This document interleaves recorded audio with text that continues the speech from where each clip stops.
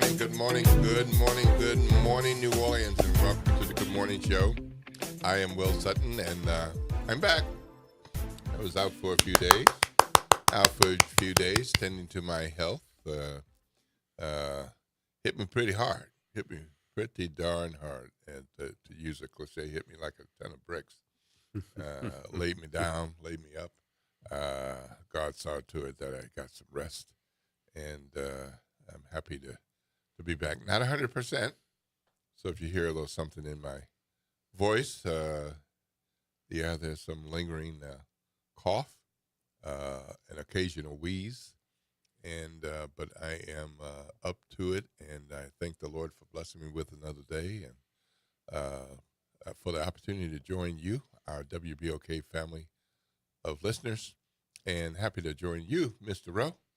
Good morning. And happy to join you, Mr. Jarrett, on the other side of the glass. I'll say good morning for him. Oh, good morning. So you're feeling better, huh? I am. All right.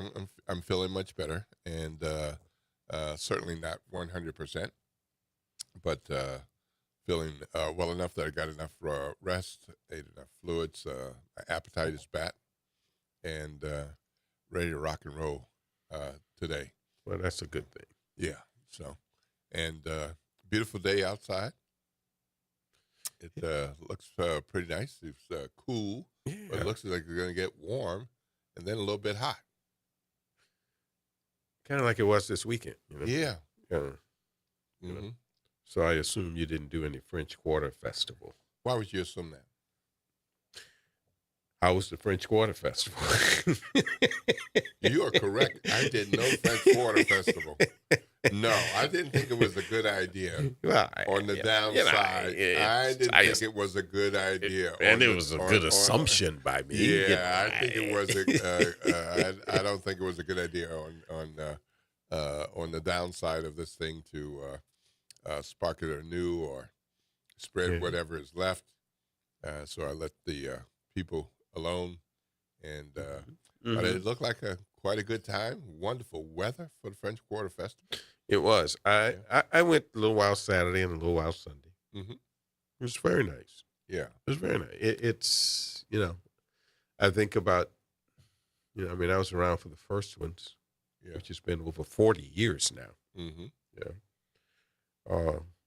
From my recollection of it, they repaired the sidewalks in the French Quarter while Dutch Morial was mayor.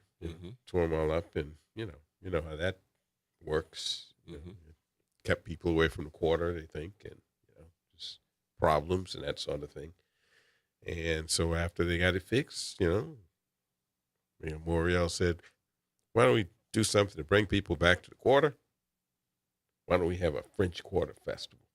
Hey, and now 40 some odd years later, it's a pretty big deal.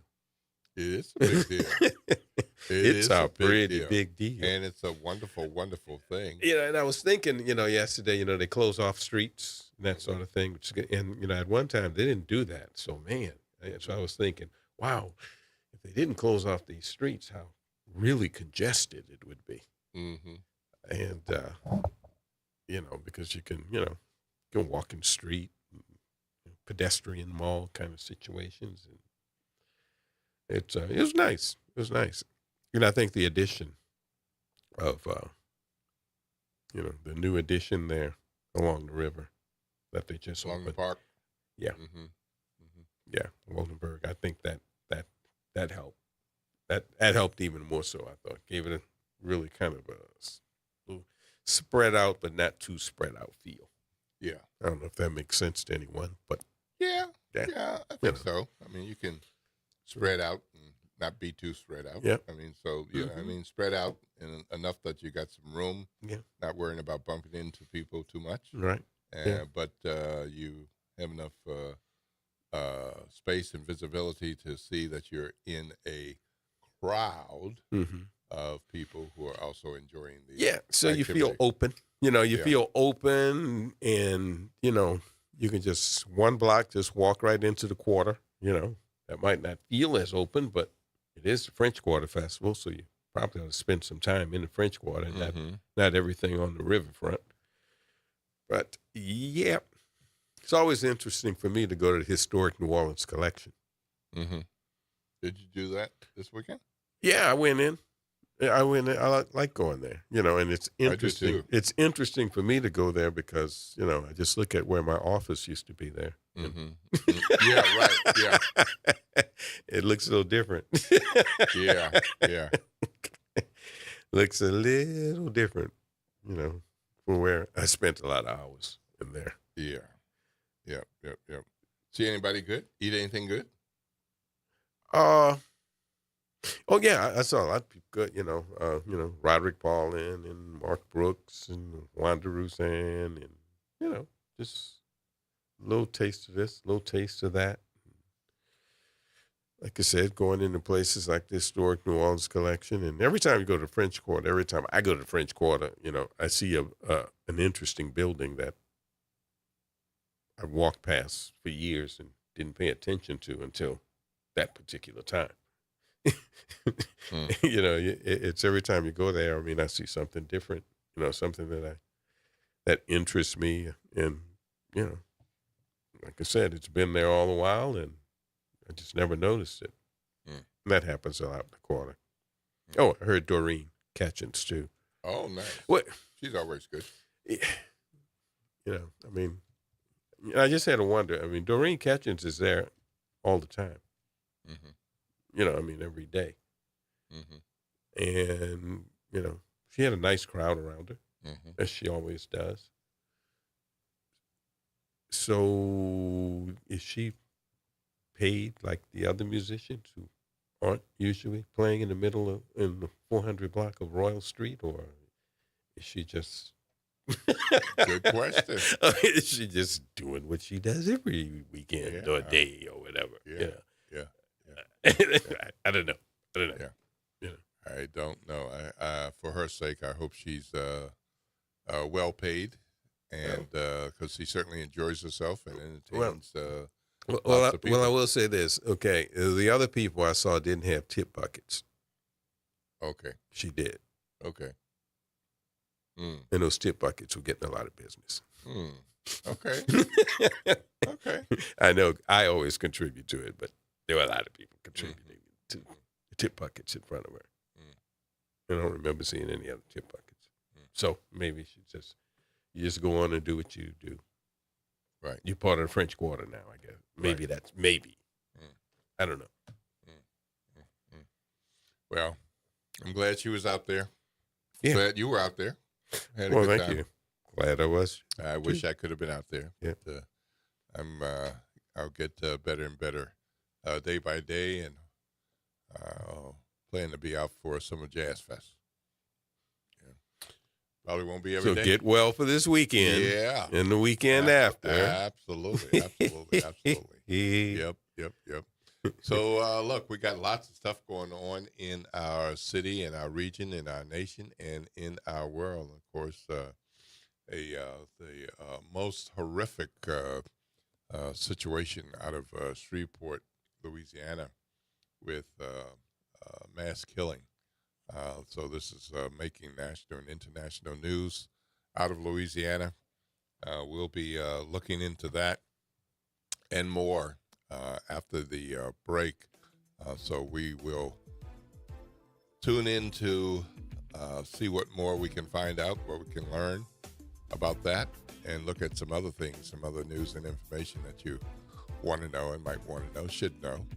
I'm Will Sutton. I'm here with Ro Brown. You're hearing our voices, but we're happy to hear yours as well. What's that talk line number, Mr. Ro? 504. That's 504 582 9422. That's 582 9422. You're listening to WBOK, 12:30 a.m., what New Orleans is talking about.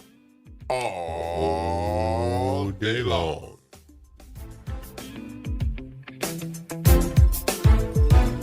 This is your news update for WBOK from WDSU.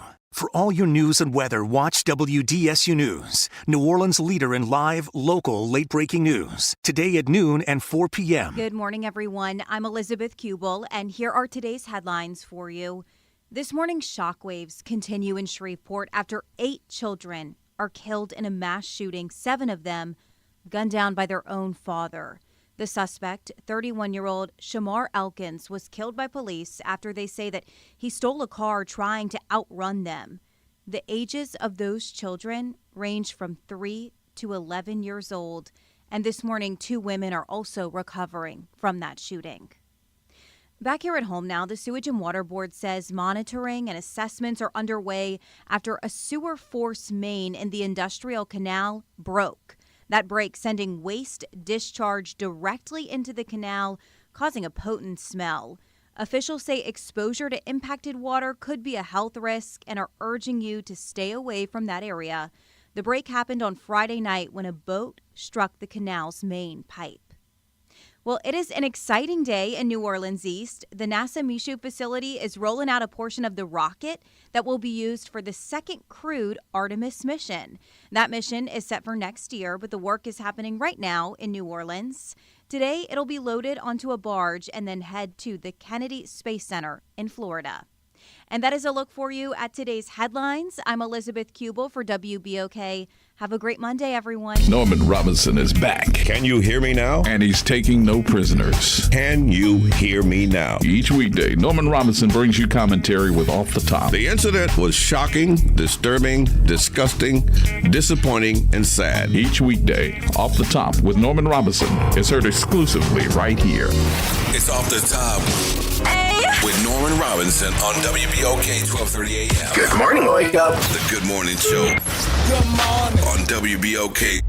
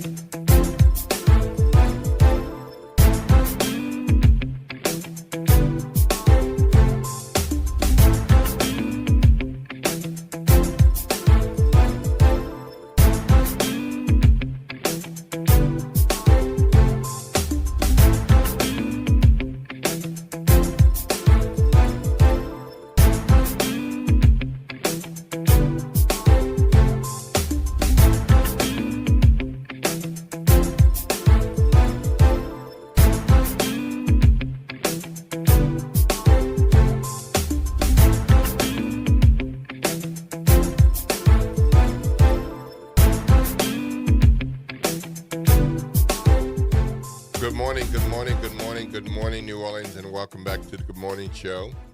I'm Will Sutton. I'm here with Ro Brown. Good morning. It's a beautiful, beautiful Monday morning, first day of the new work week. In terms of weather, it's a beautiful day. It's 7:17.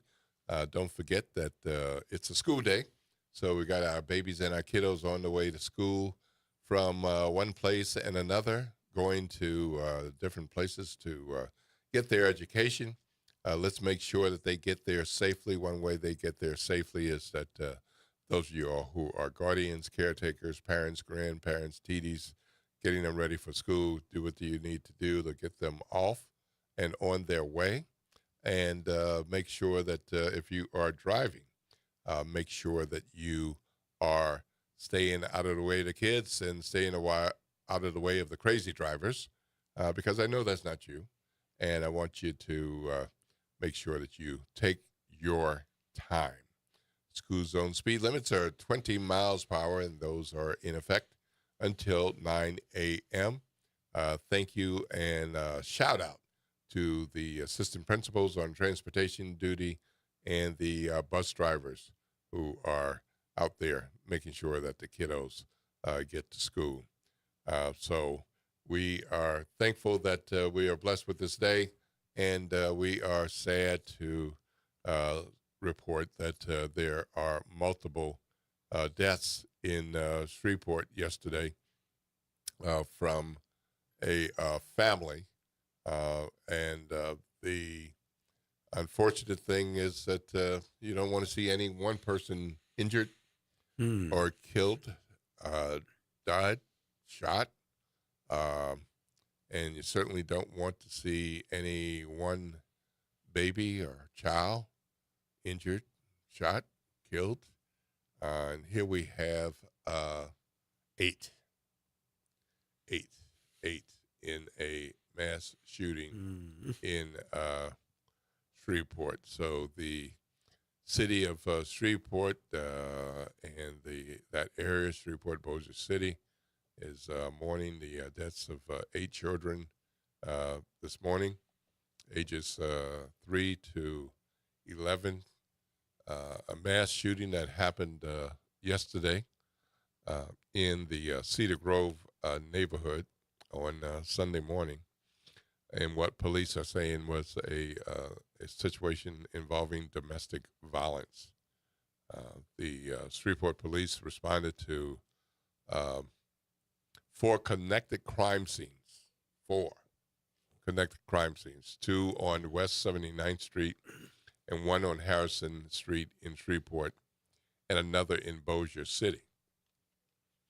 And the reason for that is that there was action at one location, and the action moved to another location, and then another location, and another location. And according to Shreveport Police spokesman Chris Bordelon, quote, "We believe the offender in this case did execute some of his children." Just reading that. Executing children, just, executing anybody doesn't fit right, but execute and children.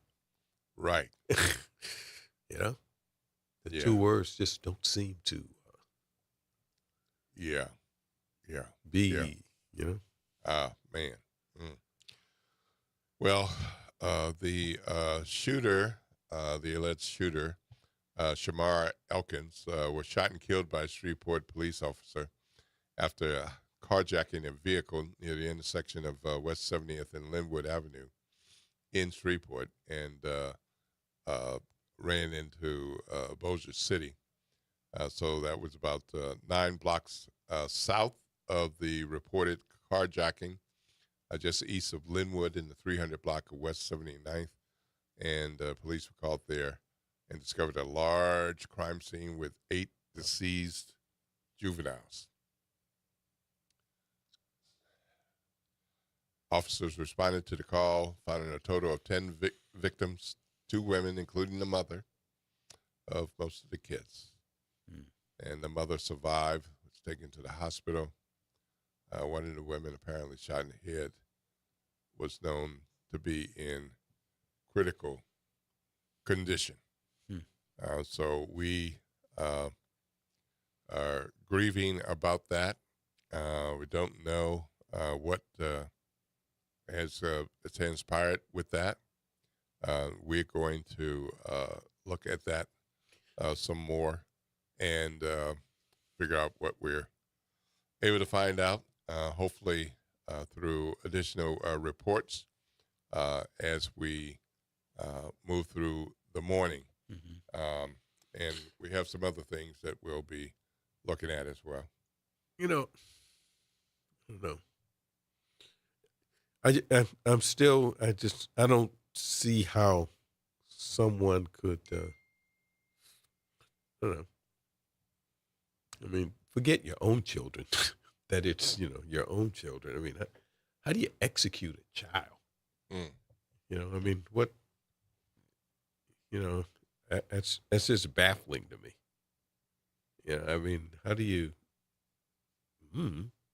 just stand there and, a 3-year-old, a 4-year-old, a 5-year-old, or whatever? How do you do that? It's just, I almost didn't. I mean, I just couldn't believe the story when I heard it yesterday evening. When I got there, I just, when I got home and saw that, I went, what? And then it also kind of hit me that it was in Shreveport. But just too many of these. Will Sutton. I mean, just, I don't want to say that it's getting almost commonplace, but it's just too many of them. Yeah. One is too many. Yeah, indeed. All right, we're going to take a quick break, and when we come back, we will talk some more about what's happening in Shreveport, or what happened yesterday, what's happening today. I'm Will Sutton. I'm here with Ro Brown.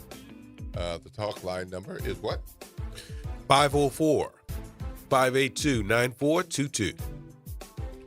504-582-9422. This is WBOK 1230 AM. What New Orleans is talking about all day long.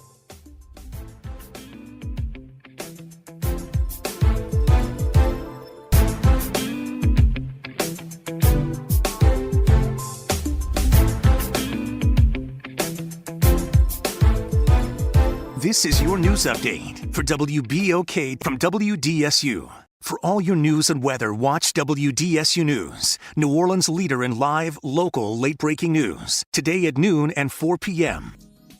Cool and breezy start to a new work week. Winds coming out of the northeast, pulling in some drier and cooler air. Today's highs reach 75 to 80. Tonight, 50 to 62.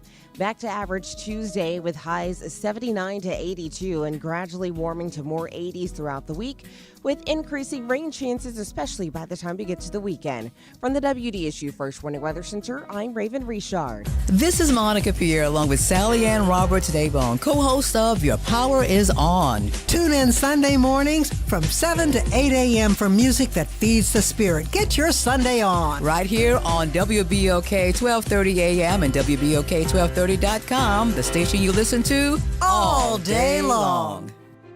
The National World War II Museum, located in the Warehouse District of New Orleans. The National World War II Museum tells the story of America's experience in the war that changed the world, why it was fought, how it was won, and what it means today.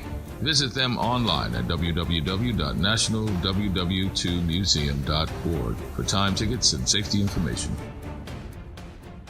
City Park is where to go when you don't know where to go. Turn towards the city center and start walking. Before long, you'll end up where you belong, at the heart of the city, New Orleans City Park. Stroll along the reeded marsh, wander through the sculpture garden, rest and recharge beneath ancient oak trees. This is where your spirit goes to grow. It's in our nature to yearn for nature. NewOrleansCityPark.org, heart of the city. Well, Saints of God, this is Pastor David Impartan Sr. coming to you over the airways of WBOK, your favorite host of Change Your Water, Change Your Mind. I want to invite you to our show every Saturday from 1 o'clock to 2 o'clock p.m. That's Change Your Water, Change Your Mind. I want you to invite your family and friends to a broadcast that's designed to change your life, the way you think, the way you act, and what you eat. We want you to tune in every Saturday at 1 o'clock, WBOK, 12:30 a.m. See you on Saturday. The Historic New Orleans Collection presents a new exhibition open through June 7th, 2026, The Trail They Blazed. Built collaboratively with people who participated in the local civil rights movement, The Trail They Blazed presents stories of social and racial justice straight from the people who lived them. Listen to leaders tell their stories of resistance and persistence in their own voices, recorded by the Historic New Orleans Collection. Plan your visit to 520 Royal Street in the French Quarter and reserve your free tickets at hnoc.org today. Good morning, wake up. The Good Morning Show. Good morning. On WBOK.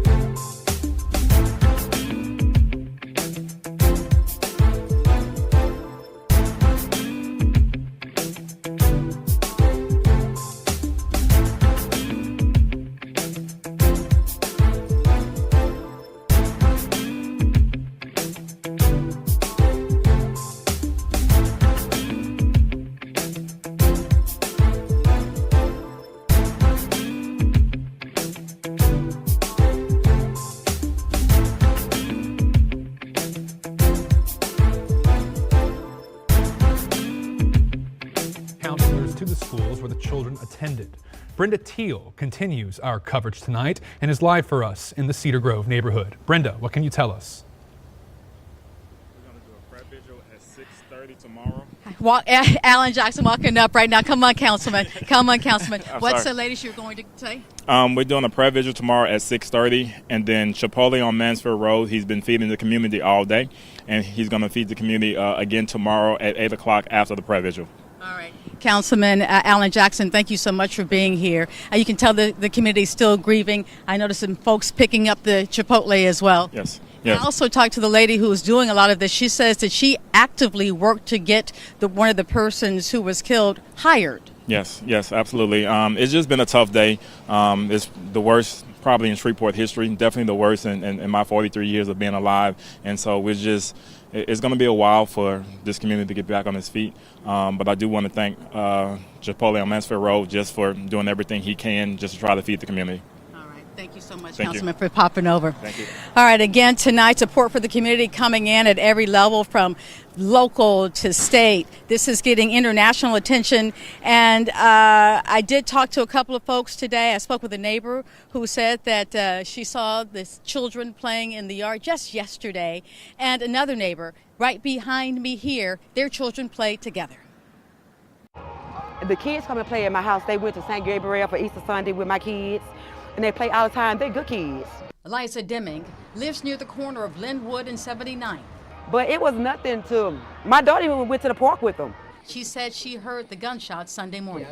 It's not like it was like a artillery weapon or with a, you know how they young guys would speak. It wasn't that. And she saw the covered body of one of the children. That baby laying there on the roof of that home. He was trying to get away. Shreveport City Councilwoman Tabitha Taylor and State Senator Sam Jenkins calling for an end to domestic violence. 1 in 9 women are domestically abused every 9 seconds in this country. Every 9 seconds. When does it come a damn priority? I just really hope that a part of the package that we began to put together when we started talking about justice, and especially criminal justice, that we began to look at domestic violence as a part of that package. Monday, the Caddo School District plans to have counselors at Summer Grove Elementary and Linwood Charter School to help support the children's classmates. I can only imagine what these police officers and firefighters went in and saw with this, such a horrific, painful thing to see. And many of them had to go home to their own children. Can you imagine? I bet there are going to be several children that are going to be held very, very tight tonight.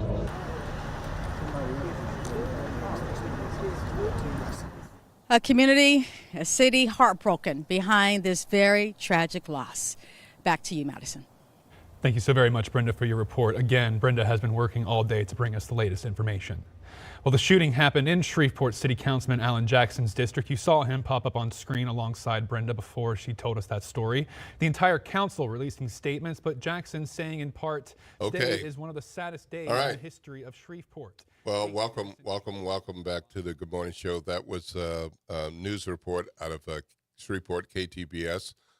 We are going to be joined in conversation right now with State Senator Sam Jenkins from Shreveport. Good morning, Senator. My name is Will Sutton, and of course, I've got Ro Brown with me. Good to talk with you again, but not good to talk to you under these circumstances. How are you this morning, sir? Hello? Still trying to come to terms with what unfolded here on Sunday morning. I was listening to some of the reporting that has been done. I think the facts that we know them to be at this moment has been very well explained by you and some of the reporters. I spent most of Sunday in the Cedar Grove community, and people are just in a state of shock.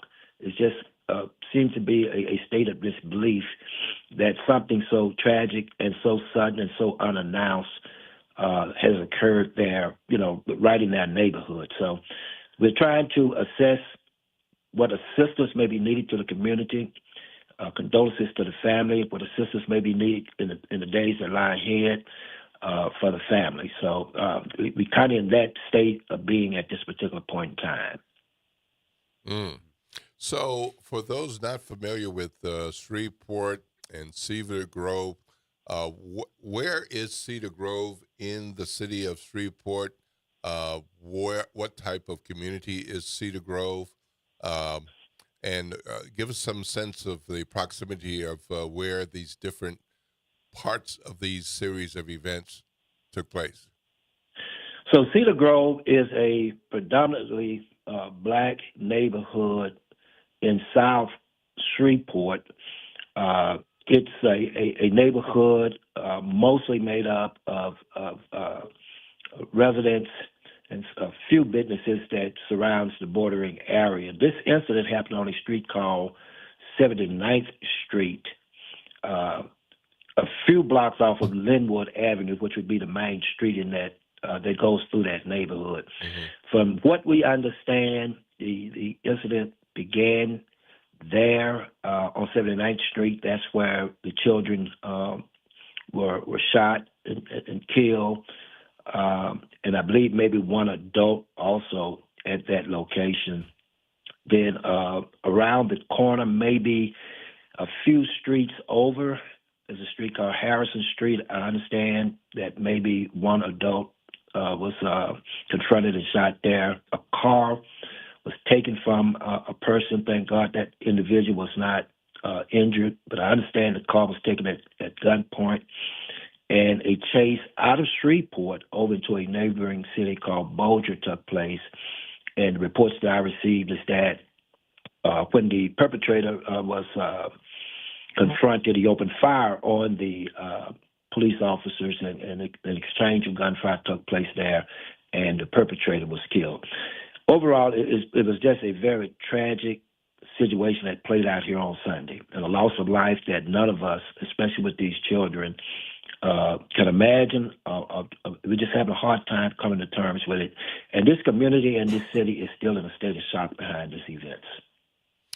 Wow. Well, Senator, this is Roe Brown. I'm not in Shreveport, and I'm still in a state of shock. Exactly. I mean, right. It's, I mean, my chuckle isn't because I think it's funny. It's just that I'm not sure what to ask you. I'll be honest with you, and it's hard to answer. I do know that the authorities are still interviewing individuals, trying to come up with what motivated a father to kill his own children, and we're being told execution style. I mean, it's unfathomable. It's very difficult to ask questions and even give answers. I can understand that. What we are trying to do is get an update on all of this later this morning. I believe we'll be meeting and having some more details maybe around 11 a.m. this morning to try to see exactly how this unfolds and how do we move forward as a community and as a city. I can tell you I spent hours yesterday in Cedar Grove, and there were a lot of tears being shed, a lot of questions being asked, a lot of disbelief being expressed by people that was in that area, because no one appeared to think anything was wrong at that home or that anything was going wrong, or that, in other words, this was something that just came out of nowhere. It seemed like his father and these children were getting along fine with one another just days, maybe weeks prior to this incident occurring. So what changed all of a sudden is something that's a mystery to everybody at this particular point in time. Okay. Is there anything in particular happening today that our WBOK family of listeners might want to be aware of? And is there anything that people can do to be helpful? I mean, it appears to be a isolated situation, but far from anything that happens in a normal situation. They have so many kids killed in one set of incidents. Well, let me express my appreciation for everyone who has been reaching out from around the state and, in fact, from around the country, offering assistance or being on standby for assistance as the need may arise. You could probably hear trembling in my voice because I am still trying to come to terms with what happened. I believe we'll be having a press conference in more details around 11 o'clock. I know that there are people still in the community, feeding the community and making sure people have water, because people are still just standing around looking for answers. And then there'll be a prayer vigil, I believe, scheduled later on today. So continue to just pray for our city, for our community, pray for these families, pray for the leadership here that we'll be able to really assess the assistance that's needed and try to start the healing process here in Shreveport. It's really a tough day here in the city, and everyone is feeling it. All right. Thank you, Senator. Appreciate it. I'll be in touch. We want to learn more as the hours and the days go by. Lord's blessings. Have a great day. Thank you. Take care now. Bye-bye. Good morning. Wow. Yeah, good morning. Good morning. How are you? Fabulous. How are you? I'm great. This is Ron Kelly. Ron Kelly, talk radio program. As a matter of fact, my show airs down there on Monday nights at 7 o'clock. So I am a distant cousin, distant relative of the WBOK 12:30 a.m. family. How's everybody doing down there? All right, sir. How you doing? I'm doing well. Where are you? I'm in New York metropolitan area. Actually, I'm in New Jersey. Yeah, right in the New York metropolitan area. Well, tell us a little bit about you and your show for those who may not have heard your show. Well, actually, it's funny that I've gotten some people who have heard it down there because, again, the show airs. It was airing Monday nights down there on your station, WBOK. Mm-hmm. And I did get some people who tried to wanted to friend me on Facebook, I guess, so they can hear the show better or whatever. I'm not sure. But, the word is getting around down there about the program, so I'm happy about that and, happy to be a part of what you guys are doing down there. Well, tell us a little bit about Ron Kelly. Who are you? Oh, boy. we have a saying in New Orleans that says, who's your mama in them, okay? Now, that doesn't mean we need to know your mother's name, but it's just a way of how we ask, who are you? And, tell us a little bit about your background. Well, who am I? That's it's not the easiest question to answer sometimes, right? But, I am a fierce, I'm a radio personality, first of all. I'm a black man. I think y'all know that. And I've been doing my program. I graduated from Connecticut School of Broadcasting in 2017. I've been doing my program ever since then. Not a Republican, not a Democrat. I'm not happy about either one of them. But, anything to stop Trump will do. But anyway, I'm a fierce competitor. I'm passionate about what I do. I'm passionate about what's going on in our country right now. And, I like to talk, first of all, especially when I'm on the radio about different topics. So I'm kind of well-versed in just about everything, So I don't know what else I can say about myself, unless you have any particular questions you wanted to ask me about, me and what I do. But I do host my show. It's Thursday night, 7 p.m. It's Facebook, YouTube, LinkedIn, blogtalkradio.com. And down there, I believe it's Mondays. Some Mondays, I think it's Mondays at 7 o'clock on WBOK down there in Narland. Do they still say Narland or no? New Orleans. New Orleans. So were you born and reared in New Jersey? Born in New Jersey, yeah, and the traffic jam capital of the world. I was born and raised here. My family is from North Carolina. My mom and my sisters, my cousins, and everybody's mostly down there in Maxton, North Carolina. It's one traffic light, no downtown town where you can go to the local gas station and sit in there and buy anything you want, and you can find out any news about anybody. You just go to the gas station because that's the media place where they down there. It's because I love those kind of areas though. I mean, I love that the ruralness and the freedom of movement and stuff like that. So I love being down there. All right. How did you get into radio? Well, somebody heard me. I was going to William Patterson University. I was doing my radio show there. I forget the name of the station right now, WPSC 88.7 FM. And prior to that, how I got into radio was somebody heard my voice and said, "Hey, you sound like you'd be good on the radio." And I was like, okay, let me take a look at that. And, I guess I developed a love for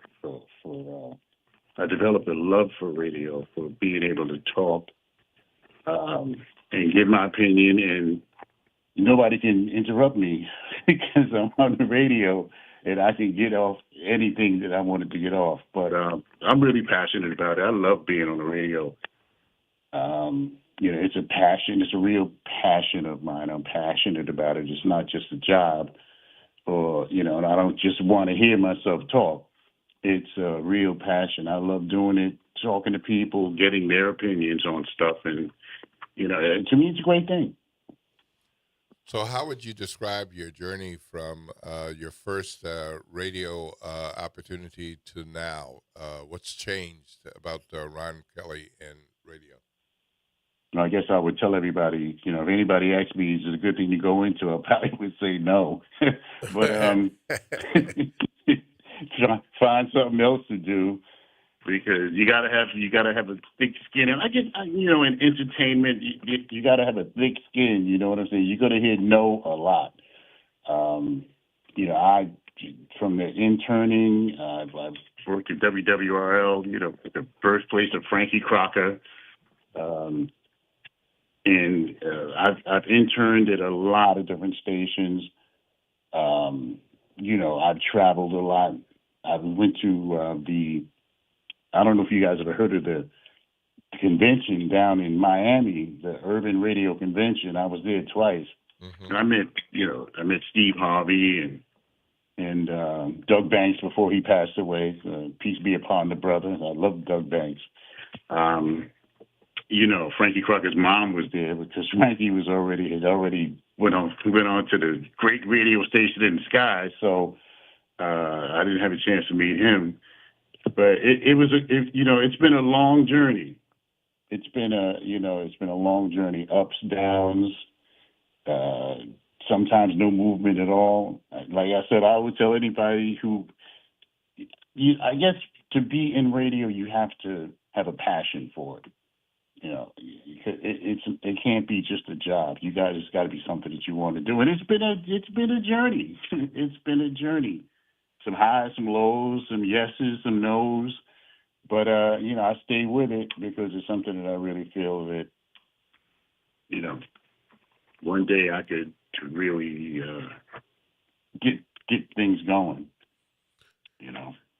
We're talking to Ron Kelly, host of the Ron Kelly Show, which airs here on WBOK on Monday evenings. They get 7 p.m. Yep. Ron, I am mostly a sports guy, a sportscaster, and you say you talk a lot about a lot of issues.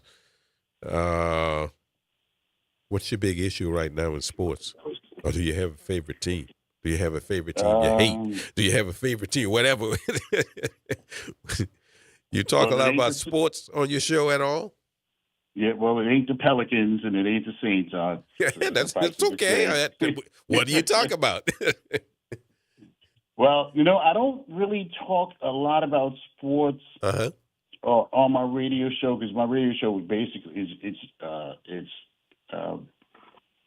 my radio show is primarily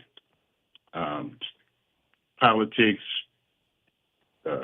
social justice issues, and current events. Mm-hmm. Primarily, that's what my show is about. I don't talk about sports too much. But I'm a fan of the Dallas Cowboys, in case anybody was thinking. And I was 24 years old the last time they won the Super Bowl. So I'm a long-suffering fan.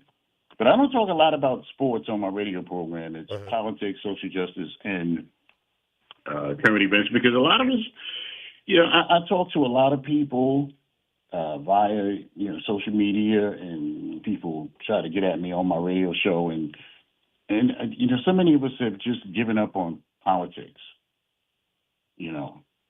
so many of our people, black folks, have given up on politics. And I hear so many people say, "Oh, I don't get into that. I don't get into that." Right. But we don't really have a choice. We have to get into it. We don't have a choice. It's just doing your homework and knowing getting a background on whoever it is that you might want to vote for, and just because people, a lot of us don't. We don't want to get involved in politics, and many of us, our people, black folks, don't understand politics and how it works. Yeah, we have a local politician here who always, one of his sayings, said when people tell him that, well, I'm not into politics, he tells them, well, politics is into you. Yeah, absolutely.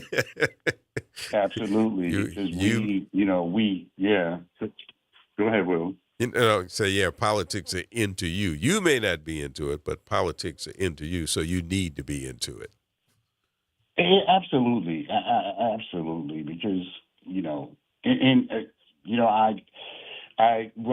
I talk on my radio show, and people get mad at me, but we got to begin to start taking accountability for the stuff we do, Will. And Mr. Brown, we have to begin to take responsibility for the stuff that we do.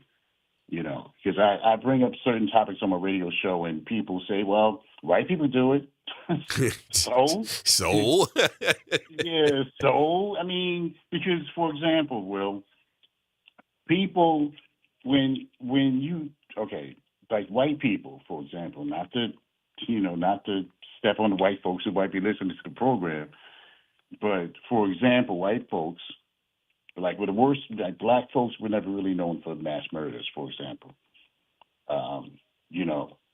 But Jeffrey Dahmer and all, it's just like the worst of the worst of the worst. But when you look at a white person, you don't look at them like and think about Jeffrey Dahmer or some of the other people, the Green River Strangler and some of these other folks. You don't think about that. But when people look at us, they connect us automatically with crime and drugs and what the worst of the worst things in our society. When people look at black folks, they can automatically, like a black man, for example, oh, he doesn't take care of his family, he probably don't have a job. So we can't compare ourselves to white folks. We can't. Because when you see a white person, you don't start thinking all kinds of crazy stuff. But when they see one of us, they start thinking, the worst, things about us, And so we can't worry about what white people do. Yeah, white people use drugs. Yeah, white people don't get out their car either when they get pulled over by the police. They do basically the same things we do. But we got to start pointing the fingers at them, because when you point at somebody, 3 of those fingers are pointing back. If you take your hand and you point at somebody, 3 of those fingers are pointing back at you. So we have to begin to take responsibility for the stuff that we do, Will. Mm-hmm. All right, so you'll be on the air tonight. What can people look forward to?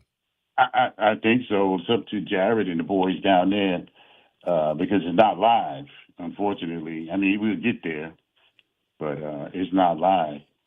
And I just wanted to say, peace be upon those kids, man. It's just I hear people say that, that they're trying to, you can't figure out crazy, and I hear people trying to quantify it and saying, well, make it make sense. But, some things, it made sense to him, when he was perpetrating the crime, but, it made perfect sense to him, but that'll never make sense to anybody. Especially they say that 7 of the kids were his. Right, yeah. Which is even, like, it's not only a kid, but your kid, And mental health is real. Mental illness is real. It's not just a person holding up the sign that says John 3:16 and talking to themselves. There's people who look perfectly fine, and then one day, and then the next day, boom, So mental health is a real thing, my brothers. Yep. that's something that needs to be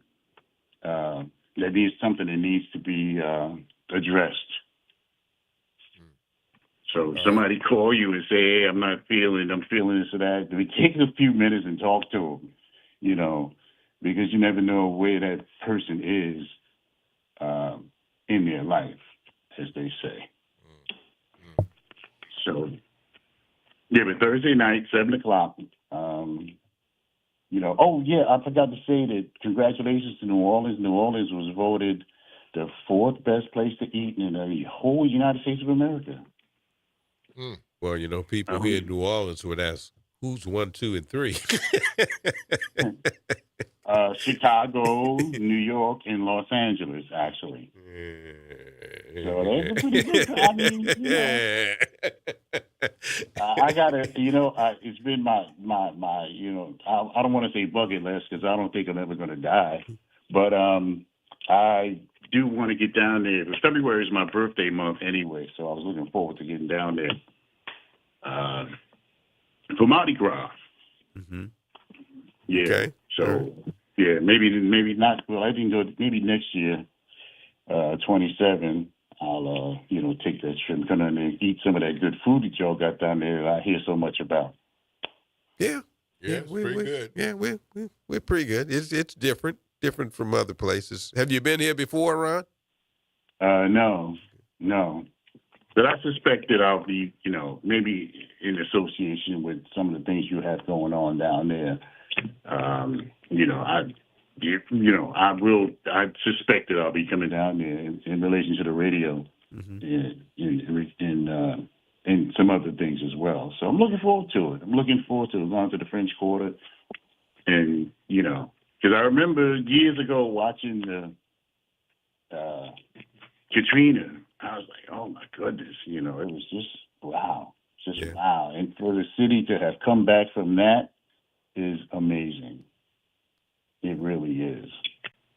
It was so devastating. I remember us watching it and seeing the people in the Superdome and on top of their houses and stuff. I'm like, really? Come on, really? Yeah. But it's a testament to the people. It's a testament to the New Orleans. I know a lot of people didn't come back. Those who moved to Texas or wherever Arkansas, and some folks didn't come back. But the folks who did come back, a testament to them for helping get the city back, helping the city get back on track, in other words. So I suspect you guys are doing all right right now.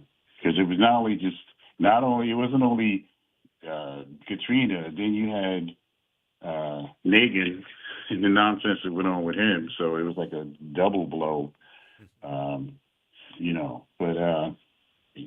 from what I understand, it looks you guys are doing good down there. So hats off to the people in New Orleans who brought the city back from death for the most part. So shout out to you. Were you there, Will, when this was going on? You guys were there? Oh yeah, Roy was. Yeah, I was. I had 10 feet, about 10, 12 feet of water at my house, and Jesus. yeah, and was gone for a year and a half in St. Louis, and came back since then. Not in the same house, but back in New Orleans, and the word that we use around here, people use with us or for us, I guess, is resiliency. So I guess when you're going through something like that, you've got to show some resilience. And, it's, like I said, a lot of people didn't come back. Population is down. But when you get here around, you'll find that New Orleans is, like my father used to always say, it may not be the best place you go to, but you're not going to go to another one like it. Yeah. Okay. I can get with that. Maybe you guys have been to something this way in New York. Now for some it may turn out to be the best place they've ever been to, but for certain you won't go to another one in this country like it. And I'd also tell you, since you've never been here before, culturally, this is the blackest city in the country. Yeah, what did Nagin say? Chocolate City? Yeah, well, even beyond Chocolate City, just culturally, it's, it's whether people want to admit it or not, a lot of our culture comes from African Americans. It's just, comes from black people. That's just it. There's a lot, that can be learned, like you said, culturally. There's so many different ways you can go. You have the music, how Louisiana, was formed in the first place, Louisiana Purchase. There's a lot, especially the music, the jazz. It's supposed to be the de facto home of birthplace of jazz music. So I'm pretty sure there's a lot of nice cafes down there with some good food and some good music. So I'm looking forward to it. Have you guys been to New York? Oh, absolutely. Of course you have. Yes. Of course you have. Yeah. Of Big, course wonderful city. Wonderful city. But we look forward to hearing about your experiences here, especially as a first timer, because it's a wonderful place of culture, food, music, and so much more. So, Absolutely. Well, thank you, Mr. I'm looking Kelly. forward to it. And when I come, I'm going to see if I can stop by the station and meet you guys as well. All right, if you're sounds there, great. the time that I'm there. All right. Hey, listen, guys, I appreciate it. All right. Thank you for your time, guys. We've been in conversation with Ron Kelly, host of the Ron Kelly Show, airing on WBOK Mondays at 7 p.m. I'm Will Sutton. Absolutely. And with me is Ro Brown. Lord's blessings, sir. Have a fabulous day. Thank you, brothers. Appreciate you. Thank you. Right. Thank you.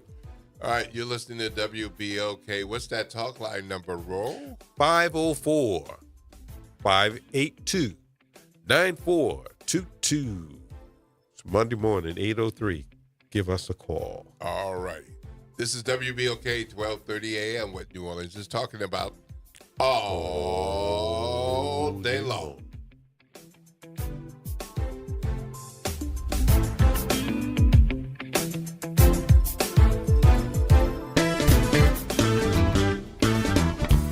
I'm Leo Jackson, host of Sunday Gospel here every Sunday morning, 5 a.m. to 7 p.m. and 12 o'clock till 2 p.m. You don't want to miss this move of God. It happens only on WBOK. You listen to all day long.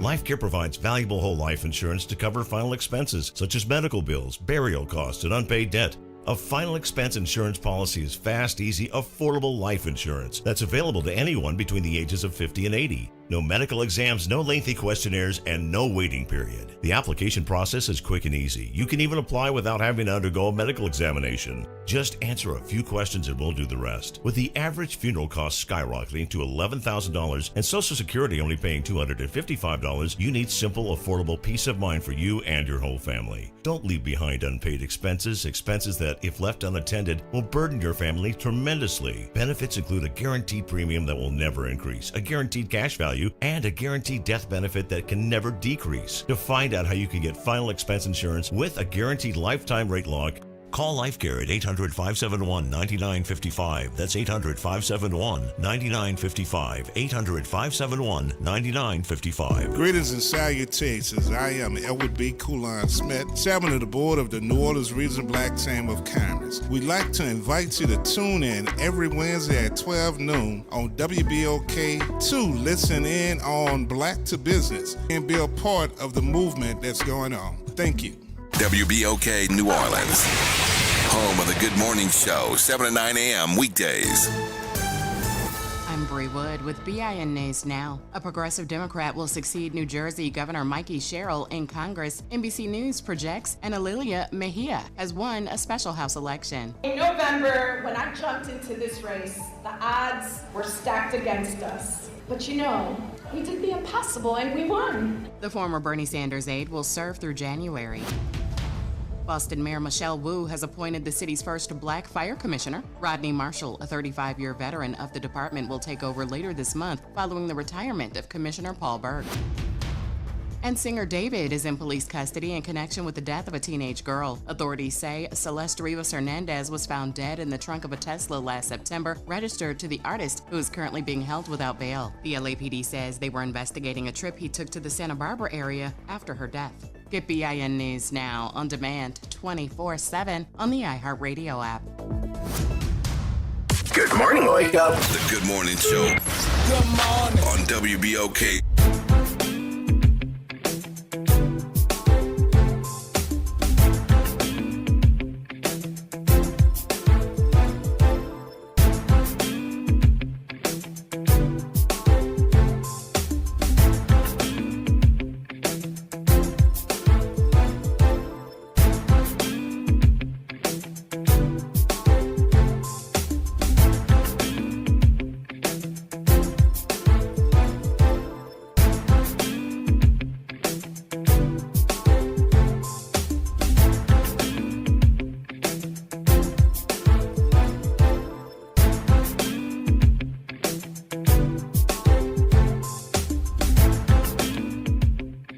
morning, good morning, good morning, good morning, New Orleans, and welcome back to the Good Morning Show. I'm Will Sutton. I'm here with Ro Brown.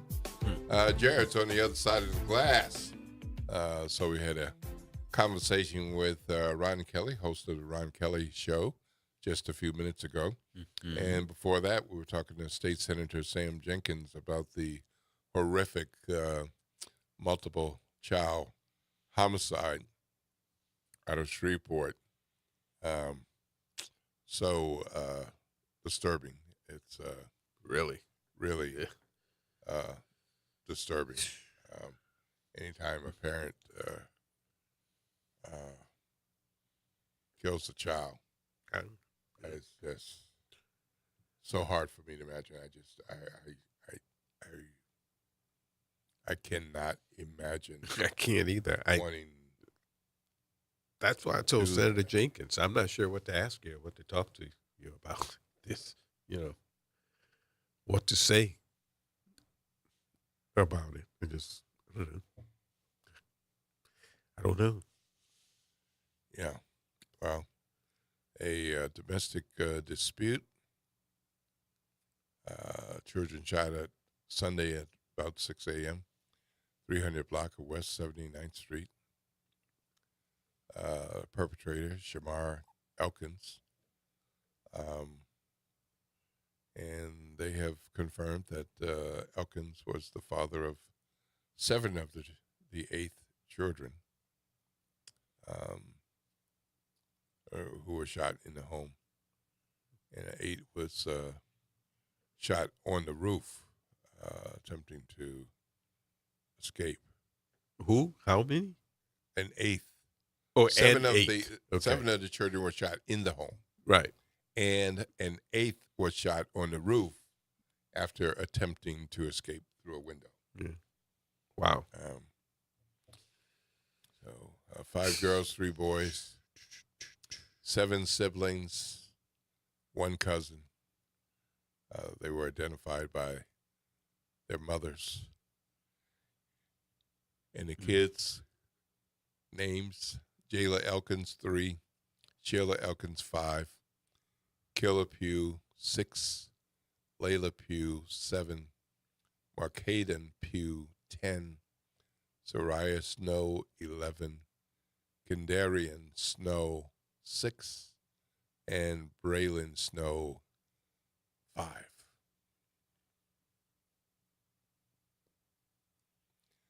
So they believe that they know the who was the perpetrator. They're looking for the why, investigating more. As State Senator Jenkins told us this morning, he thinks there'll be a news conference this morning. And according to some Shreveport area reports, there will be a vigil late this afternoon or early evening. And the perpetrator, now deceased, was a Louisiana Army National Guardsman who left the Guard in August of 2020. He does not seem to be a repeat offender, does not have a extensive criminal history, was placed on probation in 2019 after pleading guilty to illegal use of weapons. According to court records, and it's a community grieving. And that grieving is being felt not just in and around Shreveport, Bossier City, Caddo Parish, of course, northwestern and northeastern Louisiana, but all the way down here. And it's a national and international story because it's so heinous. So you switch channels, switch streaming services, and there's Shreveport in the news, and not for good reasons. So there was a vigil in Cedar Grove on Sunday evening. About 50 people Attended that, mourning the 8 children. And, of course, police are continuing to investigate, and we're looking to hear more about the why.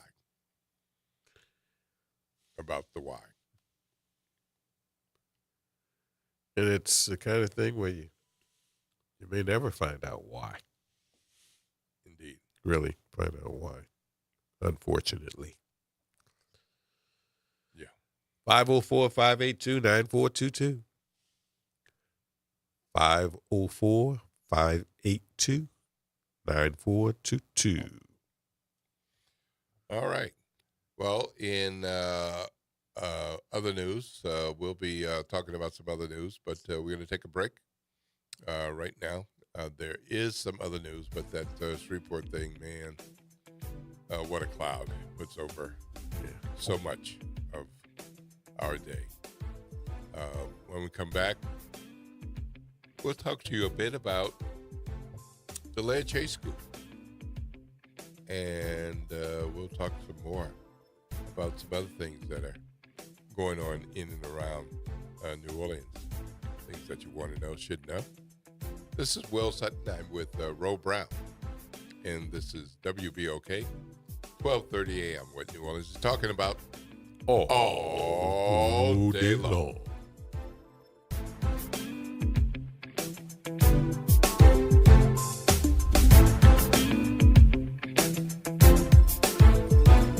This is your news update for WBOK from WDSU. For all your news and weather, watch WDSU News, New Orleans' leader in live, local, late-breaking news. Today at noon and 4 p.m. Good morning, everyone. I'm Elizabeth Kubel, and here are today's headlines for you. This morning, shockwaves continue in Shreveport after 8 children are killed in a mass shooting, 7 of them gunned down by their own father. The suspect, 31-year-old Shamar Elkins, was killed by police after they say that he stole a car trying to outrun them. The ages of those children range from 3 to 11 years old, and this morning 2 women are also recovering from that shooting. Back here at home now, the Sewage and Water Board says monitoring and assessments are underway after a sewer force main in the Industrial Canal broke. That break sending waste discharge directly into the canal, causing a potent smell. Officials say exposure to impacted water could be a health risk and are urging you to stay away from that area. The break happened on Friday night when a boat struck the canal's main pipe. Well, it is an exciting day in New Orleans East. The NASA Michoud facility is rolling out a portion of the rocket that will be used for the second crewed Artemis mission. That mission is set for next year, but the work is happening right now in New Orleans. Today, it'll be loaded onto a barge and then head to the Kennedy Space Center in Florida. And that is a look for you at today's headlines. I'm Elizabeth Kubel for WBOK. Have a great Monday, everyone.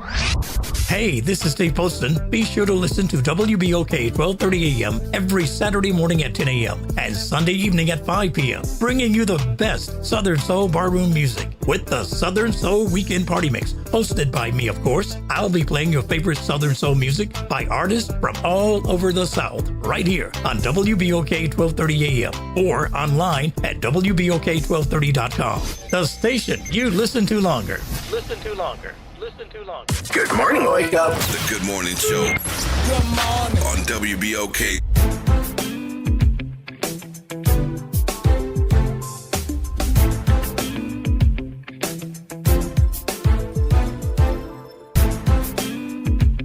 Good morning, good morning, good morning, good morning, New Orleans, and welcome back to the Good Morning Show. I'm Will Sutton.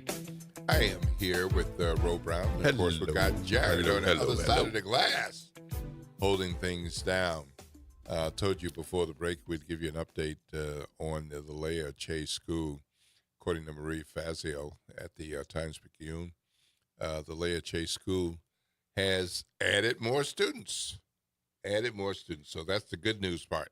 Not as many as they thought. The unfortunate part. Wanted. The unfortunate part is they didn't get as many kids enrolled as they had targeted as a part of keeping the school open. So So only about half of Leah Chase School's 55 spots for kindergarten next year were filled during the school enrollment period that ended in January. And so that means that class was small and not unusual based on the enrollment this January. A number of charter schools struggled to fill their open kindergarten seats, and overall, system-wide, the number of incoming students fell by 4%. 4%. So you're part of this overall decline. Yeah. And then you have a decline at a school where you need students to be legit and open. But there was demand that was higher in other grade levels at Leah Chase. So that's which is kindergarten through 7th grade. And some of those grades received more applications than available spots. Mm-hmm. So that's good that there were more applications than available spots. But of course, kindergarten is a feeder into other grades. There are parents, guardians, who move their kids out of kindergarten to other schools, but a lot of times you're moving from kindergarten to 1st, 2nd, 3rd in the same school, as long as everything is going as you would like it. So it's 370 students enrolled for the school year. Currently. Mm-hmm. But that's below the target of 440 students. Yeah. So. See, I've said this before. The whole enrollment thing with public schools in Orleans Parish, it just seems to me, why can't you just educate the children who are there? And by that I mean, this is the only non-charter school in Orleans Parish, the Leah Chase School. But let's just go to the charter schools. I mean, if a charter school doesn't meet certain enrollment targets or whatever, they close it. Okay, you close the school. And my thing is, all these years I've heard about, the problem with Orleans Parish, one of the problems with public education in New Orleans is that the classroom sizes are so big. Yeah, right. Okay, it's just the pupil teacher ratio is just, it's too much. It can't work, with 40 people in the class, 45 people in the class. It just doesn't work. It doesn't work. Well, the class sizes can't be that large if the enrollment is so minuscule. Right. Just educate people who are there then. Yeah, and it depends on the grade. Yeah, I agree. Yeah. But just educate people who are there then. We got a good pupil-teacher ratio, like you said, we need it, so just get it done. But no, they close. And from my point of view, the reason is because it ain't education, it's a business. Ooh. All right, let's take a caller. Good morning, Alicia. This is Will Sutton and Ro Brown. How are you this morning? I'm great. Good morning, guys. And hello. Ro, A++ for you. Everything you said is absolutely on point. When the architects of this charter disaster came in with this failed experiment, and it was certified a failure by the Louisiana legislative auditors, when the report was ordered by then Senator Dr. Joe Bowie, who's now the chancellor at Southern University in New Orleans. It was deemed a failure. Only thing this is about, you said, Ro, it's not about education. It's about the money in education. It's about the business. and what they do when it comes to enrollment. They've promised these private corporations X amount of students for X amount of dollars to run their businesses in our schools. Our children are suffering. Excuse me, they've not gotten what they need and what they deserve. We still don't have what we need, the university-educated educators teaching our children. We still have the ballet dancer who's trying to get her student loan paid in front of our children, and you wonder why Johnny can't read. I'm so sick of this system. I don't know what it's going to take to change. Parents need to help us who are fighting for them to make the change. Because, see, me, I will stay out of school. I will stay because I know they're counting my dollars with my child's butt in the seat. I will go past the date that they start counting, and maybe they'll get their mind right then. Mm. Y'all have a good one. All right. Thank you. Lord's blessings. Have a great day. She's on to something there. Yep. 504-582-9422. Yeah, I mean, that's just how it seems to me. Like I said, but I'm just a sports guy. Yeah. Well, sports guy or otherwise, our kids need to be educated. Yeah. And I agree with you. And, we're talking about overcrowding of schools, and we have an opportunity to educate schools, children, in a less crowded environment. Let's do what we can with those kids who are there. Yeah. All right. Good morning, Reverend Calhoun. You're on Will Sutton and Roe Brown. How are you, good sir? Good morning, gentlemen. Good morning. Number one, there is no rhyme or reason that you can come up with to address that man's actions. We don't know why people do what they do when they do those type of things. And it's unfortunate there's no way to sit down and talk to them after they hurt somebody and then they themselves get hurt. As to our school systems, I think that we haven't seen the last of it. We saw 2 schools close and 2 schools consolidated. In other words, we got more seats than we got children. Mm-hmm. And there's a number of reasons for that.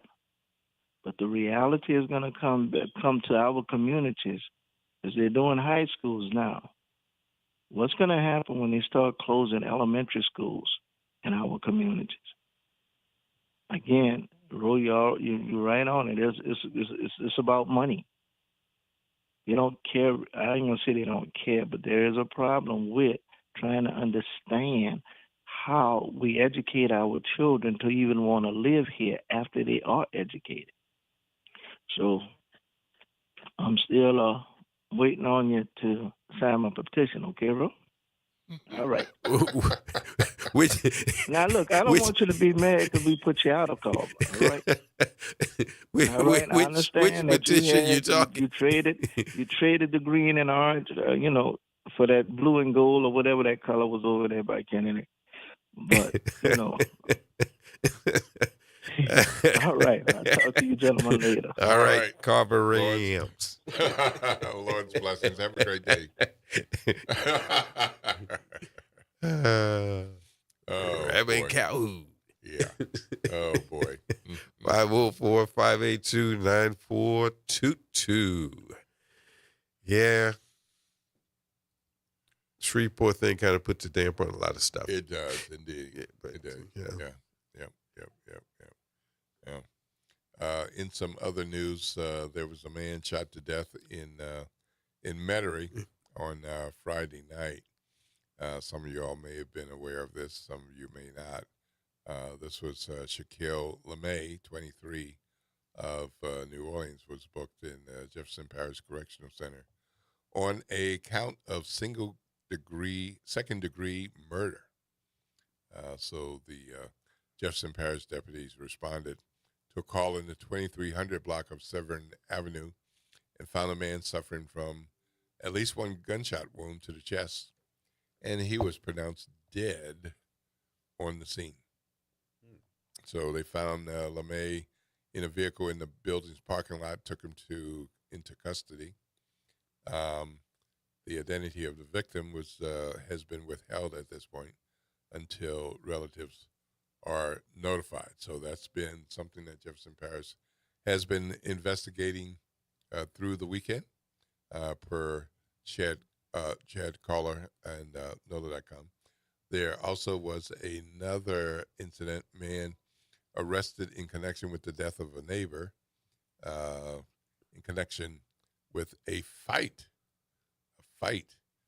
So this was Laurent Portis, 32, booked on account of manslaughter after officers were called to a fight in the 6400 block of Wales Street shortly after 5:30 a.m., where there was a man found unconscious. Police found him, rushed to the hospital, and that's where he died. He was being examined for injuries. Portis will be examined for injuries and booked at the Orleans Justice Center.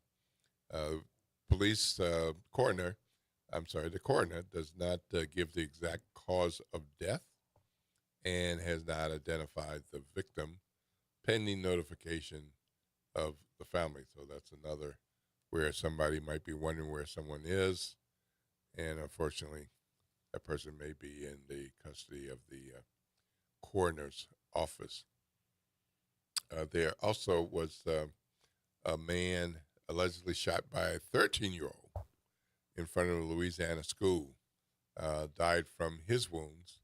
That was in Tangipahoa a few days ago, and this was reported by the Hammond Police Department, per Chad Calder at NOLA.com. It is with deep sadness that we report the victim in the shooting that occurred this past Tuesday has succumbed to his injuries, the department said in a statement, extending heartfelt thoughts and prayers to the victim's family as they endure this tragic loss. So the father and son were in the drop-off line at Tangipahoa Alternative School in Hammond about 7:39 a.m. Then arguments started. The boy refused to go into the building. The man spoke to a school resource officer. A police lieutenant agreed to take the son back home, but as the car pulled away, a gunshot was heard inside the vehicle, and that vehicle sped across Crystal Street into a nearby home.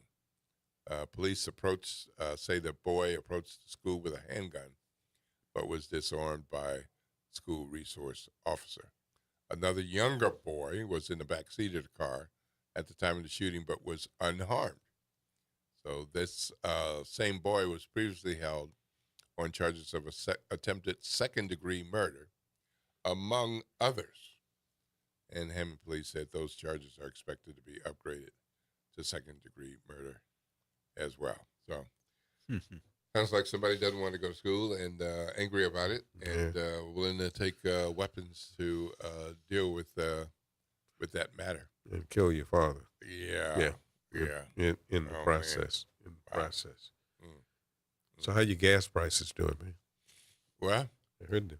Yeah. I heard they're not that high. No. That's what. Is that what you heard? That's what I heard the president say. The president says they're going down. Yeah, but he said before that they're not really that high. That's right. I just go up by what he said.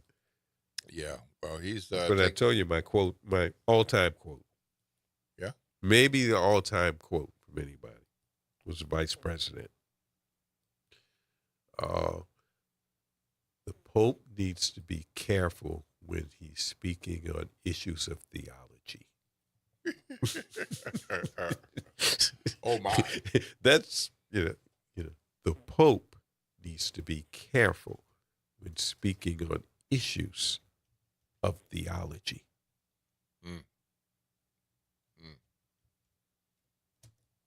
Can you imagine that? Yeah, he said it. So yeah.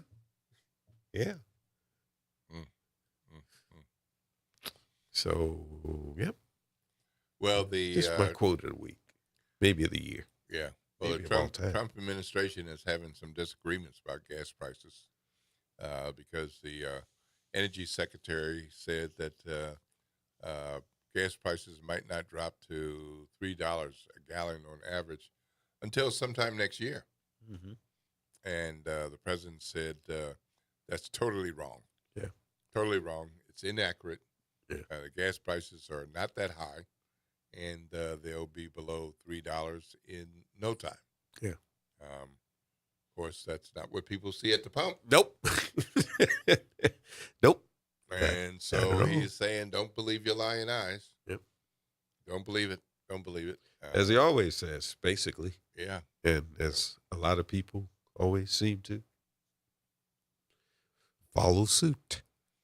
Well, the president said just this morning that he disagreed with Energy Secretary Chris Wright, that Chris Wright's assessment that the prices may not drop below $3 a gallon until next year he said, I think he's wrong on that. So this was a phone interview this morning from the president of these United States. And when asked, well, when will the prices drop? Trump's response was, quote, as soon as this ends. The Iran war. Yeah. Does anybody think that that's going to end today, tomorrow, this week? We have a ceasefire, kind of, sort of. Kind of, yeah. Kind of, we sort have of. some peace talks, kind Kind of, of, sort sort of. You know, the way that they do peace talks, you know, Yeah. they always leave somebody out Yeah. of the talks and then come to them and say, okay, this is what you need to agree to. You know, but what do I know? Well, the energy secretary said he didn't know when gas prices might go down, but could not be until next year, which of course Trump didn't like. But the energy secretary, and that is his job, said, but prices have likely peaked and they will start going down. Certainly with the resolution of the conflict, you will see prices go down. Prices across the board on energy prices will go down. Oh, the energy secretary Yes. may be out of a job soon. Well, it could be. It certainly could be, unless he can finagle things to make sure that that happens sooner. So we have, with the restrictions on shipping through the Strait of Hormuz, gas prices in these United States have been rising to more than $4 for the first time since 2022. So, yes, we're talking about $3, but it's not like we haven't hit $4 in some places. And we're getting close around here. Yep. Yeah. That we are. In 370s and 380s. Yeah, 379, I just saw. Mm-hmm. Yep. So, I don't think we realize, I know, and I'm speaking for myself, we don't realize how much that affects just about everything that we buy, that we purchase, just about everything. And I mean, as far as, passage and the Strait of Hormuz and all that good stuff, and, it's really kind of surprising that Iran never did this before. I mean, the people in the know knew that they could do this, that this could happen, okay? Unfortunately, the people in the know, the people who are making the decisions right now, they claim that, this was a big surprise to them. That Iran would do that. But something's going to have to give because it affects the whole world. If that means that they're going to have to sacrifice Iran eventually, that's what's going to happen. Yeah, and okay. it's not just eventually that's what's going to happen. And it's not just general passenger vehicle gas prices. Yeah, jet fuel. And many other. It affects everybody. Yeah, in the world. Okay, all right, we got a call. Good morning, Don. You're on Will Sutton and Roe Brown. How are you, sir? All right, sir. How you doing this morning? Fabulous. How are you? All right, Ro. You as well? Yeah. Good morning, sir. All right. I don't know. I was talking about gas prices, but what is the issue with this Chevron case being moved out of Louisiana into the Supreme Court, the U.S. Supreme Court moving this Chevron case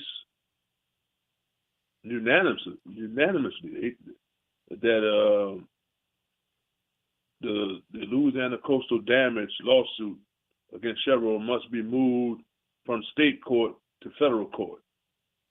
Yeah, the Supreme Court, that happened on Friday. The Supreme Court had gone through various courts in Louisiana and went all the way to the Supreme Court. The lawsuit was seeking to hold oil and gas companies liable for damage to the Louisiana coast, and several Louisiana parishes had filed suit in state court. And in 2024, a federal appeals court in New Orleans rebuffed the company's latest efforts to move the case to federal court. So you are correct, unanimous, but unanimous was 8-0, not 9-0, because one justice sat out because of potential of conflict. So this is the Chevron USA versus Plaquemine Parish case, and that justice who sat out was Samuel Alito. So that means that the other 9 justices agreed, and throughout the appeal court's decision. So the federal case means that it gives the court the power to hear state court cases filed against, quote unquote, any officer or person acting under that officer of the United States or of that agency thereof in an official or individual capacity for or relating to any act under color of such office, close quote.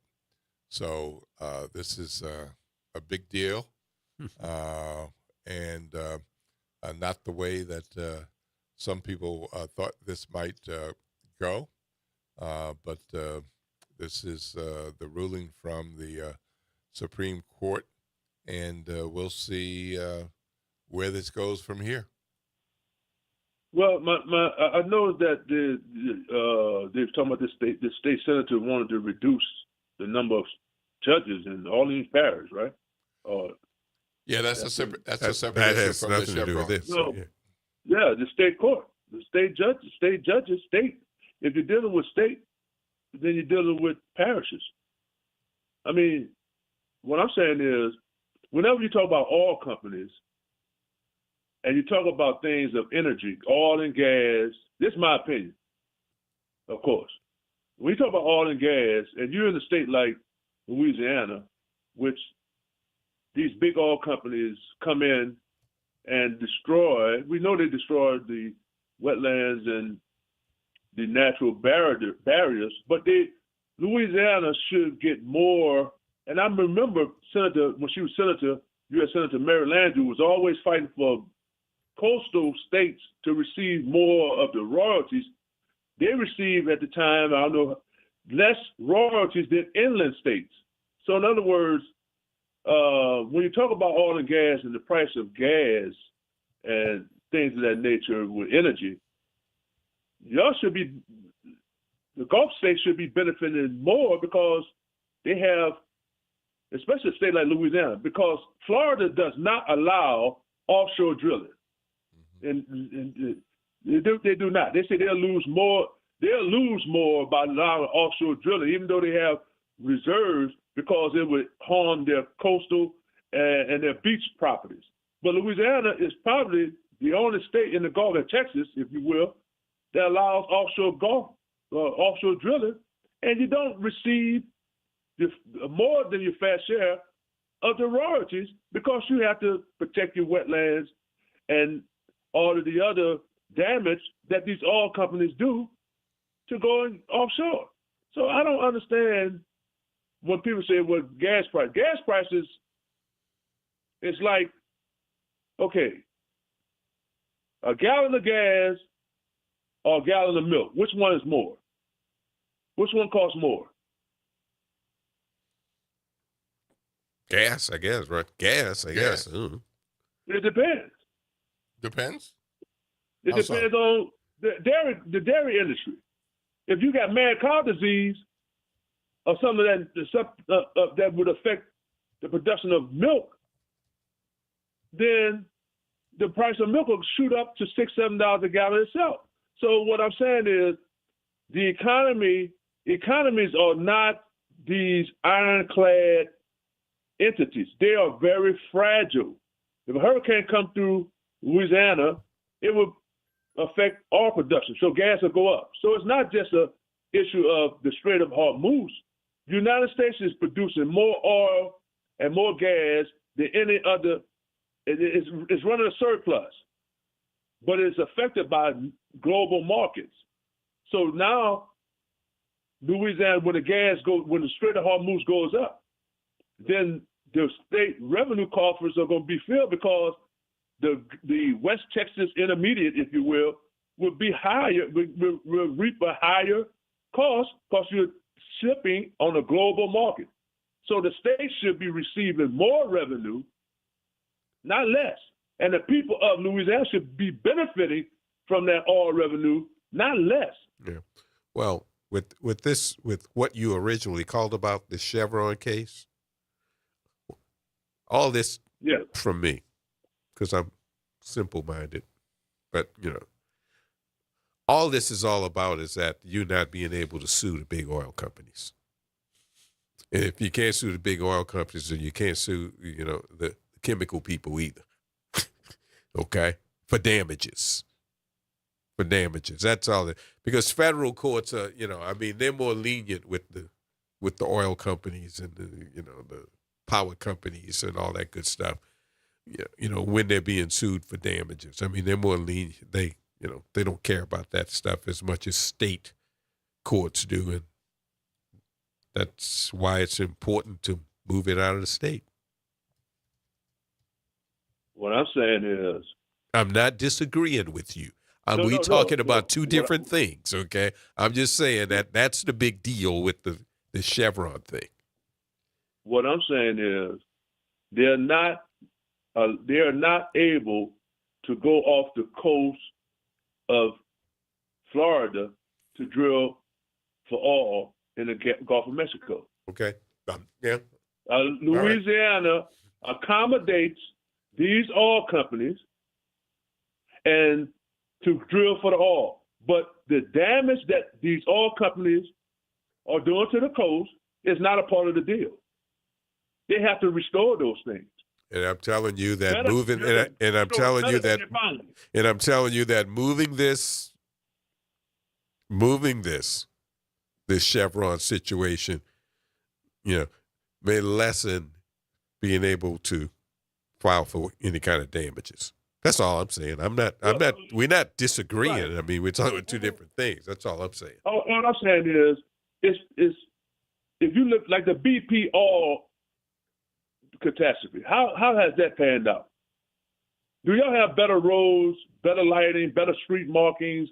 What happened to the billions of dollars and that's another BP issue. had to pay to restore the coastal land? How has that benefited? We're not just talking about Chevron. You got Exxon. Well, BP, we're not. Yeah, it's Chevron is the case. This case, okay. This case. We know it's not just everybody. But it's a case that can set precedent. Well, exactly. So that's that's all I'm saying. Okay, that's you're repeating what I'm saying. Yeah. Yeah, but the federal by being a federal case alone, then the benefits would be at the federal level. The benefits won't be at the state level. And the federal level, it's not like all coastal states that have oil reserves are participating. But why should Florida benefit from a case that's been held in Louisiana, the damages in Louisiana and not in Florida? Because that's what precedent is. No. They send the president against these oil companies to fall in line. The president for the individual oil producing states.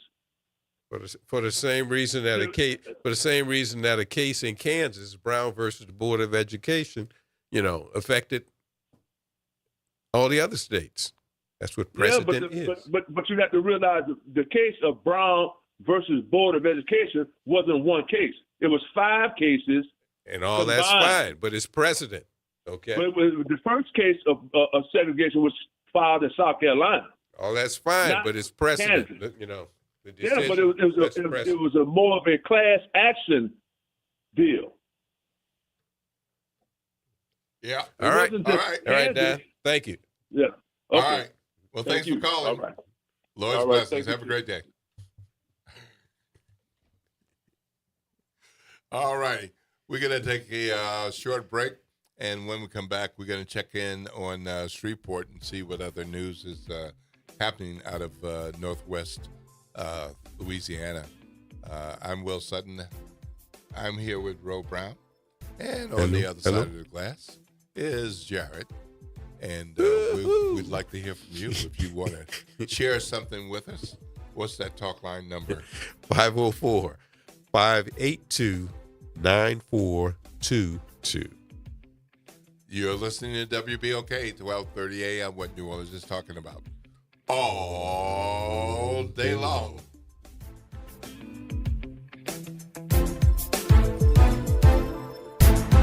This is your news update for WBOK from WDSU. For all your news and weather, watch WDSU News, New Orleans' leader in live, local, late-breaking news. Today at noon and 4 p.m. Cool and breezy start to a new work week. Winds coming out of the northeast, pulling in some drier and cooler air. Today's highs reach 75 to 80. Tonight, 50 to 62.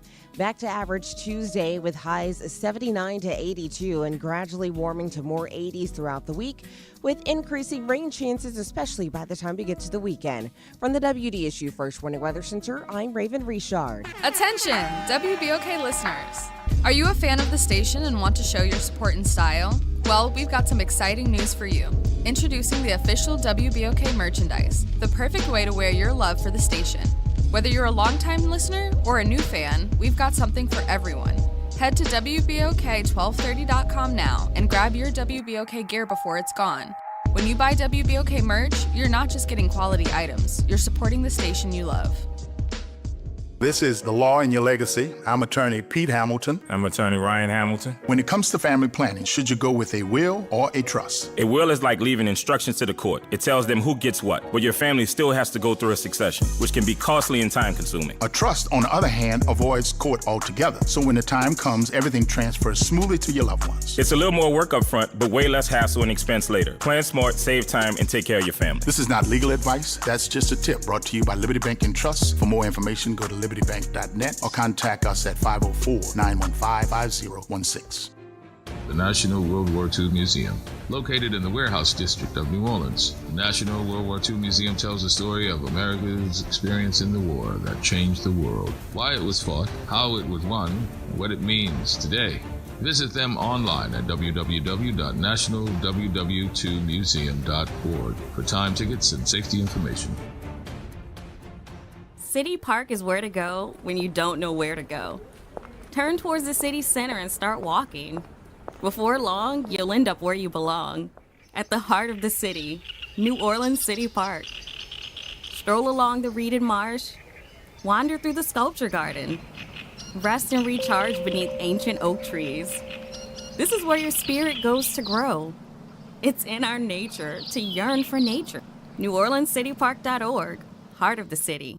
Welcome to Chemical of the Month from the Community Scientist and Rise St. James. This month's focus is polycyclic aromatic hydrocarbons, or PAHs, formed when fuels like oil, gas, wood, or trash are burned. These chemicals can enter the air we breathe and settle into our soil and water. Many PAHs are known carcinogens, adding to the health burdens faced by communities living near industry. Learn how to protect your health at risestjames.org. Greetings and salutations. I am Elwood B. Coulon Smith, chairman of the board of the New Orleans Regional Black Chamber of Commerce. We'd like to invite you to tune in every Wednesday at 12 noon on WBOK to listen in on Black to Business and be a part of the movement that's going on. Thank you. Real issues, real talk, real solutions. Miss an episode of The Reality Check? You can catch every episode anytime. Search WBOK Media on your favorite podcast app to tap the bold commentary, real-time reactions, and powerful perspectives from the people and leaders shaping our city. Download, share, and rate it 5 stars because the real ones always stay informed. LifeCare provides valuable whole life insurance to cover final expenses such as medical bills, burial costs, and unpaid debt. A final expense insurance policy is fast, easy, affordable life insurance that's available to anyone between the ages of 50 and 80. No medical exams, no lengthy questionnaires, and no waiting period. The application process is quick and easy. You can even apply without having to undergo a medical examination. Just answer a few questions and we'll do the rest. With the average funeral cost skyrocketing to $11,000 and Social Security only paying $255, you need simple, affordable peace of mind for you and your whole family. Don't leave behind unpaid expenses that, if left unattended, will burden your family tremendously. Benefits include a guaranteed premium that will never increase, a guaranteed cash value, and a guaranteed death benefit that can never decrease. To find out how you can get final expense insurance with a guaranteed lifetime rate lock, call LifeCare at 800-571-9955. That's 800-571-9955. 800-571-9955. Good morning, wake up. The Good Morning Show. Good morning. On WBOK.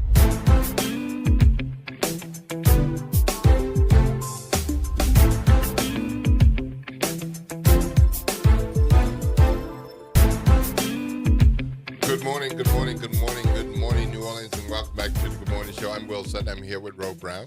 Good morning. So on the other side of the glass, and we're going to be checking in on what's going on with Shreveport and that multiple child homicide in just a moment with Brian McCullum, reporter with the Shreveport Bossier Advocate, who has been covering that story. Good morning, Brian. You're on with Will Sutton and Ro Brown. How are you this morning, sir? I'm okay. Good morning, guys. So, quite a busy day, horrific situation in Shreveport yesterday. What can you tell us about how things have evolved overnight? Is there any more indication of the why?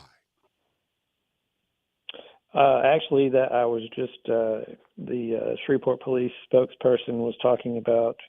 A lot of people are going to wonder what's the why, and a lot of times, he's learned through the years you're just never going to find the why for an illogical situation, and I think that's a pretty good summary. It was a domestic situation. The first victim was his wife, and then 7 of the 8 children were his, and so there was a domestic aspect to it. The specifics don't know, and there was apparently no known history of domestic violence by him.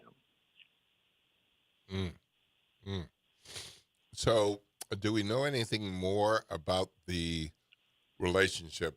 Sometimes people are married and living together or in harmony. Sometimes they're living together, but they're apart. Sometimes they're married, but separated. Any indication of where they were housed together or separately or anything like that? Apparently, police believe he was not living with her, at least that he was not with her at that point. There's a lot of discussion about how he got to the first home. There's 4 total sites here, 3 in very close to each other in the Cedar Grove neighborhood of Shreveport, a home on Harrison Street, which is just about a block from the major crime scene where the 8 children were found, which is West 79th. It's a main street, Linwood Avenue, that runs north-south in Shreveport. The Harrison home was on the west side of that, and then a block south. And on the east side was the West 79th home. And the wife was in the home on Harrison. That's where this apparently started. And the question asked of the SPD spokesman this morning was, why didn't he just go back to his house and get his car rather than carjacking a car there at the intersection of West 79th and Linwood? And there was no real answer to this. My first thought was, well, maybe that's where he woke up that morning.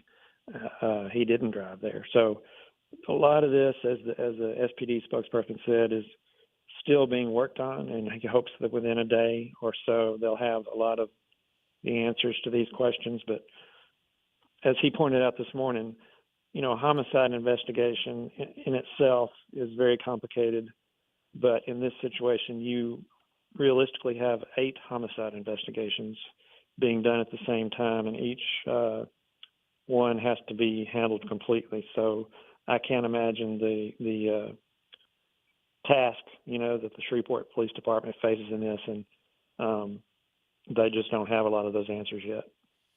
Do we know anything about the deceased perpetrator?